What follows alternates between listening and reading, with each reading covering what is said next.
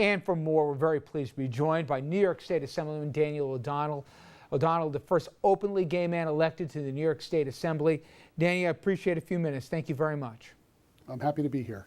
Well, I imagine at 10 o'clock this morning, as they started giving piecemeal the decision from the High Court, it must have been one of the better moments you've had in a long time. First of all, where were you, and walk us through the range of emotions that came over you? Well, actually, my husband and I were in bed watching the computer together.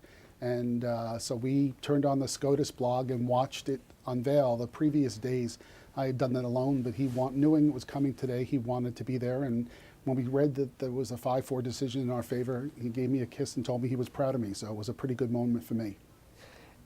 You know, we heard from a guest about the real practical consequences of today, where literally my wife and I, God forbid, there was a loss of life here, we wouldn't have tax obligations that you and your husband would, and so many other real life consequences. But beyond the legalities of it, talk about from a personal standpoint, what does the Supreme Court basically validating not just your marriage here, but with a very clear voice saying where we are in this country in 2013 as it relates to equality, not with some narrow rationale, but with a broad rationale, saying this was an equal rights message. What did that mean for you?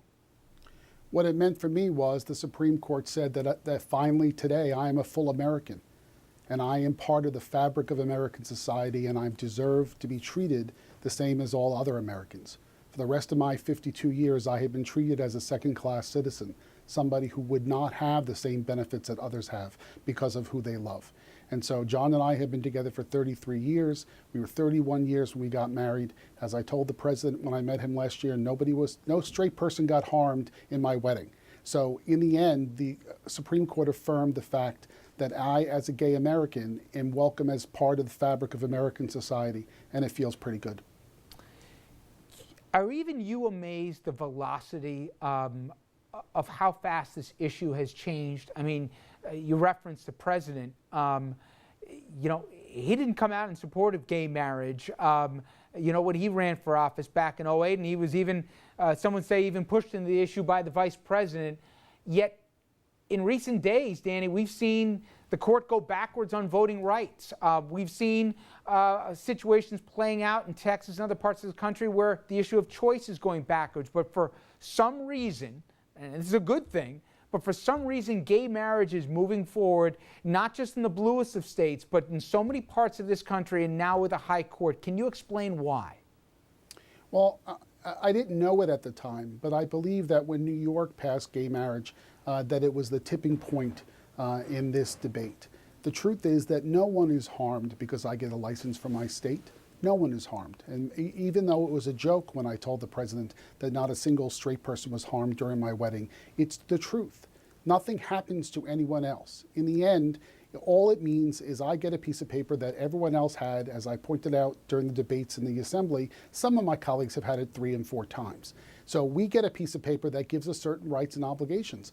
Nothing bad happens to anyone. And as that argument has gone on, it has required people to look into their hearts and reflect upon what harm is done.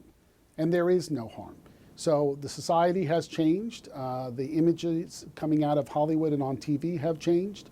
Obviously, when I was a child, there was no Will and Grace on TV or anything like that that would suggest that there are gay people around. And the truth is that to a person, almost every colleague in the assembly has come up to me and told me which member of their family is gay or lesbian. So we are in everyone's family. We are part of America. And finally today, the Supreme Court said and acknowledged that we are. Assemblyman, I appreciate it. And again here, congratulations. Thank you very much.